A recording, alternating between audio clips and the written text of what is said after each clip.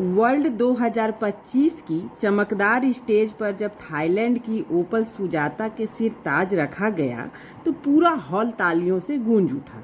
लेकिन वहीं दूसरी तरफ इंडिया की उम्मीद नंदिनी गुप्ता थोड़ी मायूस नजर आई। मायूस होने की बात भी थी। सवाल यह है कि नंदिनी आखिर क्यों नहीं जीत पाई और ओपल सुजाता ने ऐसा क्या किया कि जज उनसे इम्प्रेस हो गए।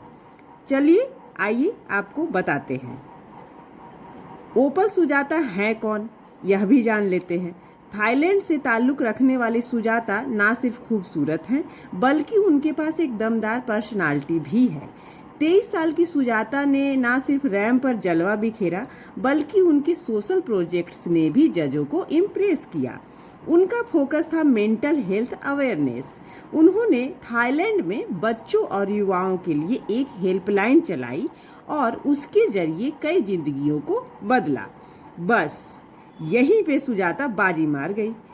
अब चलिए नंदिनी पे कि नंदिनी गुप्ता जो इंडिया की उम्मीद थी और इंडिया की तरफ से इंटरनेशनल पेजेंट में हिस्सा ले रही थी, आखिर क्यों नहीं जीत पाई। देखिए, नंदिनी का परफॉर्मेंस बुरा नहीं था। उन्होंने भी रैंप पर भी रॉयल्टी के साथ वॉक किया। उनकी ड्रेस, उनकी स्माइल, उनका कॉन्फिडेंस सब लाजवाब था। लेकिन एक छोटी सी गलती उनको भारी पड़ गई। क्वेश्चन एंड आंसर राउंड में उनके एक सवाल पूछा गया उनसे कि आप मिस वर्ल्ड बनकर सबसे पहला बदलाव क्या लाना चाहेंगी।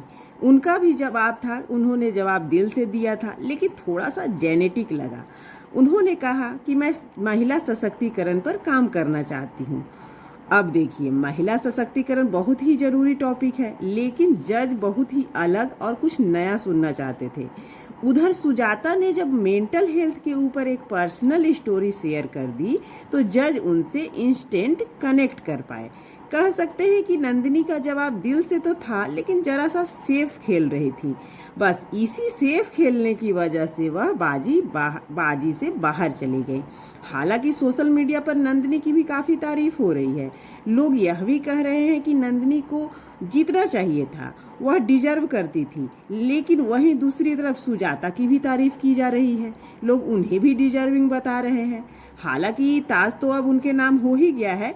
ऐसे में नंदिनी की हौसला अफजाई काफ़ी की जा रही है। लेकिन सच तो यह है कि मुकाबला काफ़ी कड़ा था और जरा सी प्लानिंग और बोल्ड आंसर नंदिनी को ताज दिला सकता था। खैर, यह कंपटीशन है, इसमें हार जीत तो लगी ही रहती है।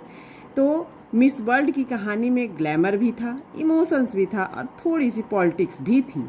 सुजाता ने ताज जीतकर इतिहास रच दिया और नंदिनी ने भी इंडिया का नाम ऊंचा किया। चाहे ताज मिला हो या न मिला हो, आपका क्या कहना है इस प्रस्तुति के बारे में कमेंट करके ज़रूर बताइएगा। और अगर अच्छी लग रही हो ये प्रस्तुति तो चैनल को सब्सक्राइब कीजिएगा और एक लाइक प्लीज़। तब तक के लिए राधे कृष्ण।